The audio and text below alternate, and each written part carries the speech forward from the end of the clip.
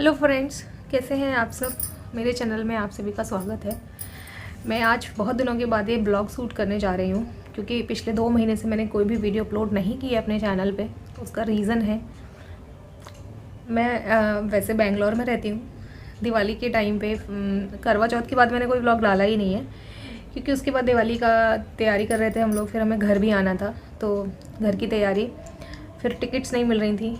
फिर बहुत मुश्किल से हम लोगों को टिकट्स मिली। उसके बाद हम लोग घर आए। हम लोग दिवाली के सुबह ही घर पे पहुंचे थे, तो उसके बाद दिवाली सेलिब्रेट हुई, सब कुछ हुआ, सब ठीक ठाक था। लेकिन भाई दूज वाले दिन सुबह मेरे घर में बहुत बड़ी दुर्घटना हो गई। मेरे हस्बैंड स्कूटी पर थे और स्कूटी से दीदी को छोड़ने जा रहे थे बस स्टैंड। तो सामने से एक ऑटो वाला आ रहा था, उसने मेरे हस्बैंड को सामने से आके टक्कर मार दी। तो एक बहुत ही बड़ा एक्सीडेंट हो गया। तो उस टाइम पे मैं घर पे नहीं थी अपने, मैं मेरी मम्मी के घर गई हुई थी। तो मुझे तो उस दिन कुछ पता ही नहीं था। फिर मुझे मम्मी घर से यहाँ से फ़ोन किया, तब मुझे सारी चीज़ें पता लगी। तो मैं आई, तो जब उनका एक्सीडेंट हुआ था तो मेरी दीदी, सिस्टर इन लॉ और मेरे हस्बैंड थे स्कूटी पर। तो सामने से आ रहा था, सर्विस लेन पर थे, तो उस राइट पार्ट बहुत इफेक्ट हुआ है। तो वो तो अनकॉन्शियस होके वहाँ पे दोनों गिर गए। फिर पता नहीं किसने वहाँ पे इनसे फ़ोन मांगा इनका और मम्मी का नंबर पूछा, तब इन्होंने मम्मी को कॉल किया। किसी और नहीं किया था कि आपके बच्चों का एक्सीडेंट हो गया है और आप लोग तुरंत आ जाइए। तो मेरी मदर इन लॉ जो है, उन्होंने बोला कि आप बस एक काम कीजिए कि हमारे बच्चों को बस हॉस्पिटल पहुंचा दीजिए, कैसे भी आप बस पहुंचा दीजिए, जो भी पहला हॉस्पिटल आता है, फिर हम वहाँ आके देख लेते हैं। तो फिर मम्मी और मेरे ब्रदर इन लॉ यहीं पर थे घर पे, तो वो लोग जाके उन्होंने देखा। फादर इन लॉ भी कुछ काम से बाहर गए हुए थे। फिर मुझे पता लगा, मैं वहाँ से आई, तब मैंने देखा मेरे हस्बैंड की कंडीशन बहुत ख़राब थी उस टाइम पे। उनका राइट साइड में जो पेल्विस एरिया होता है, वहाँ पे जो बॉल होती है वो डिसलोकेट हो गई थी और पैर जो था वो 4 अंगुल अंदर की साइड घुस गए, एकदम से टेढ़ी हो गई थी पूरी बॉडी। तो कंडीशन बहुत ख़राब थी और इंजरीज़ भी थी राइट साइड में, पूरे साइड में इंजरी थी। तो उस टाइम तो कंडीशन इतनी ख़राब थी कि हम लोगों को समझ नहीं आ रहा था कि अब क्या करना है। पेन इतना हो रहा था। सारे टेस्ट हुए, चेकअप्स हुए, तो डॉक्टर ने बताया कि बोन तोड़ के बाहर आ गई है, तो इसके लिए तो सर्जरी ही होगी, क्योंकि पैर भी छोटा हो गया था उस टाइम पे, ऐसा लग रहा था। तो बहुत कंडीशन ख़राब थी। उसके बाद डॉक्टर ने बोला पहले ब्लड टेस्ट और बहुत सारे टेस्ट होने बाकी हैं, एक्सरे, स्कैन्स वगैरह सब हुए।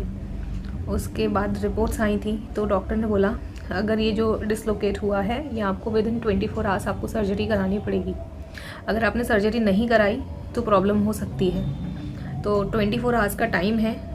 फिर नेक्स्ट डे लगभग 11:30 बजे करीब उनके रिपोर्ट्स आए थे। उसके बाद सर्जरी के लिए उनको बोला गया कि अब इनकी सर्जरी होनी है। तो उस टाइम पे तो इनको होश था, पेन किलर्स वगैरह थे, तो थोड़ा सा सुकून था। फिर इनका जो सर्जरी हुई थी वो लगभग आधे घंटे के बाद इनको लेकर गए। तो फिर 1 घंटा मुश्किल से लगा था सर्जरी में, जो लोकेट किया था इनकी बॉल को।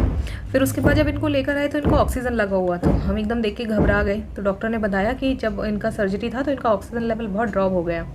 अब ड्रॉप हो गया है तो इनको ऑक्सीजन लगाना बहुत ज़रूरी है। विदिन 24 आवर्स में हम इनको अंडर ऑब्जर्वेशन रखेंगे। उसके बाद देखते हैं कितना है कितना नहीं है। तो इनको नेक्स्ट लगभग शाम को 6 बजे तक होश नहीं आया। बीच बीच में आँख खोल कर देखते, फिर सो जाते। हम लोग उस टाइम पे इतना घबराए हुए थे, पता नहीं क्या चल रहा है लाइफ में, सब कुछ ठीक था, अचानक से क्या हो गया। फिर जब इनको शाम को डॉक्टर ने बोला कि अगर ये बीच में पानी भी मांगे तो इनको पानी नहीं देना है, क्योंकि अभी एनेस्थीसिया का असर रहेगा, तो एनेस्थीसिया में पानी नहीं दिया जाता है। ऑक्सीजन लगी थी और बार बार बोल रहे हैं मेरी दम घुट रहा है, सांस नहीं आ रही है। तो उस टाइम कंडीशन इतनी ख़राब थी, हमको कुछ नहीं समझ में आ रहा था। फिर शाम को लगभग 5:30-6 बजे करीब इनको थोड़ा थोड़ा ये कॉन्शियस होने लगे। मम्मी कहाँ हैं, पापा कहाँ हैं, पापा ने खाना खा लिया कि नहीं, ये सब पूछ रहे थे। तो हम लोग सोच रहे थे खुद इतना पेन में है लेकिन सबकी चिंता हो रही है। फिर उसके बाद शाम को ऑक्सीजन तो ड्रॉप हो ही रहा था, तो बिना ऑक्सीजन के नहीं कुछ हो रहा था, तो ऑक्सीजन लगा हुआ था। फिर शाम को डॉक्टर ने बोला इनको थोड़ा सा चाय पिलाना है। तो फिर जो सिस्टर थी वो चाय लेकर आई, तो थोड़ा चाय पिलाया तो उनको बेटर सा लग रहा था। फिर धीरे धीरे करके फिर डॉक्टर ने बोला कि नेक्स्ट डे इनके स्कैन्स वगैरह होंगे, सारे सीटी स्कैन्स की, कोई नर्व्स या मसल्स में कोई प्रॉब्लम तो नहीं है, कुछ दबा तो नहीं है, तो वो सब चेक होंगे। तो उसके बाद फिर नेक्स्ट डे इनको फिर से शिफ्ट किया गया, एक्सरेज वगैरह हुए, फिर उसकी रिपोर्ट्स आई तो ये था कि फ्रैक्चर्स, बॉल लोकेट की है अपनी जगह पर, तो फ्रैक्चर्स तो हैं। तो फ्रैक्चर्स के लिए भी डॉक्टर ने बोला कि फ्रैक्चर्स हैं। अब इसके भी 2 तरीके हैं, या तो ये जो फ्रैक्चर्स हैं इसको ऑपरेट करा के आप सही कराते हैं कि जो प्लेट्स वगैरह डलती हैं, या आप इनको नेचुरली हील कराने की कोशिश करते हो। तो सीटी स्कैन की रिपोर्ट सब नॉर्मल थी, डॉक्टर ने बोला सब ठीक है, इतना स्ट्रेस वाली बात है नहीं।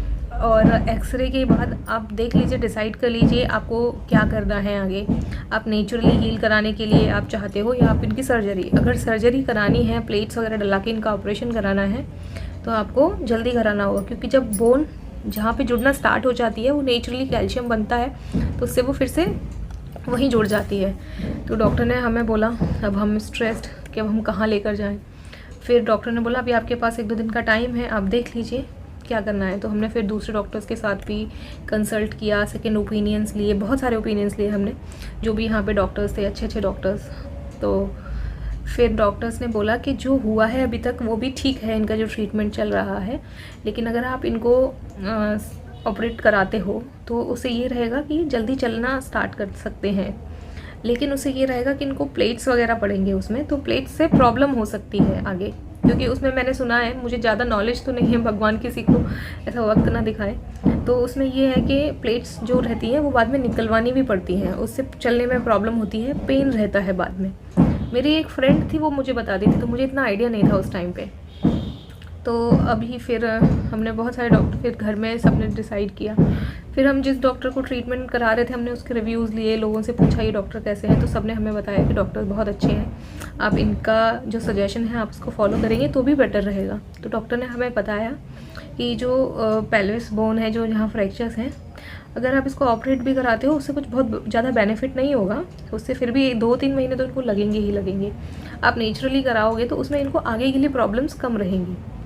तो फिर हमने सोचा ठीक है, फिर हम लोग डटे रहे कि ठीक है नेचुरली हील कराने के लिए हम करते हैं। तो फिर भी इनकी और भी इंजरीज़ थी, डॉक्टर ने बोला अभी इनको रखना तो अंडर ऑब्जर्वेशन ही है, हम इनको डिस्चार्ज तो नहीं कर सकते, क्योंकि इनको अंडर ऑब्जर्वेशन इसलिए रखना है क्योंकि इनकी ऑक्सीजन भी ड्रॉप हो रही थी, इनको इंजरीज़ बहुत हैं, तो एटलीस्ट 7 डेज़ तो हम इनको एंटीबायोटिक्स चलेंगी इनकी, ये सब चलेगा।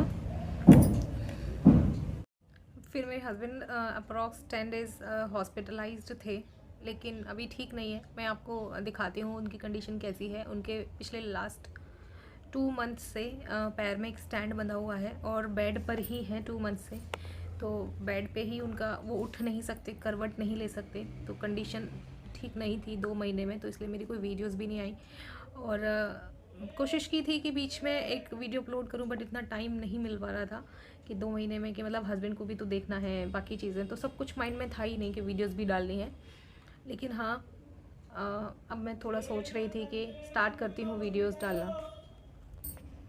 मैं वीडियोस डालूँगी तो मेरा भी माइंड थोड़ा डिस्ट्रैक्ट रहेगा उनके साइड से, क्योंकि हमेशा 24/7 उनके साथ में रहती हूँ, पूरी सब चीज़ें मैनेज करना, हॉस्पिटल के चक्कर लगाना, ये सब करना, तो डिप्रेशन रहता है। और मेरे साथ भी इन 2 महीनों में बहुत कुछ हुआ, जो मैं आपको आगे की वीडियोज़ में शेयर करूँगी।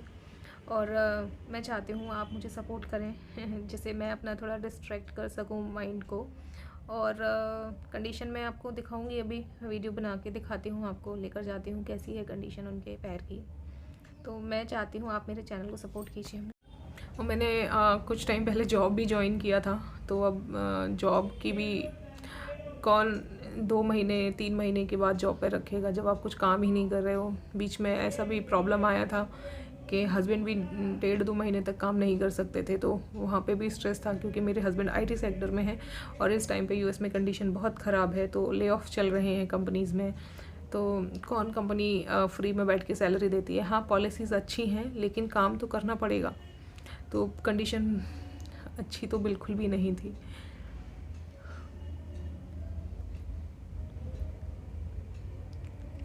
अब ये हम लोग कोप अप करने की कोशिश कर रहे हैं, फिर से स्टार्ट करने की कोशिश कर रहे हैं चीज़ों को, तो मैंने इसलिए आज वीडियो बनाई है।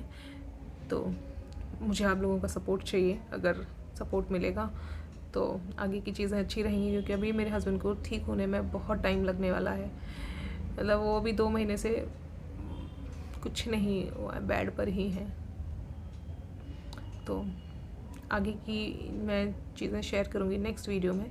जब तक आप मेरे चैनल को सपोर्ट कीजिए, मुझे आप लोगों की सपोर्ट की बहुत ज़रूरत है। अगर मेरे चैनल को सपोर्ट मिलेगा तो मैं आगे कुछ कर पाऊँगी, अपने घर को भी सपोर्ट कर पाऊँगी, क्योंकि अभी फाइनेंशियली भी थोड़ा सा डाउन है मेरा, क्योंकि जॉब भी नहीं है। और आपको पता है एक एक्सीडेंट, नॉर्मल अगर हम डॉक्टर के पास कंसल्ट कराने के लिए भी जाते हैं तो मतलब डॉक्टर का जो चार्जेस रहते हैं वो मेडिसिन रहते हैं, उससे ही हम लोग इतना स्ट्रेस हो जाते हैं।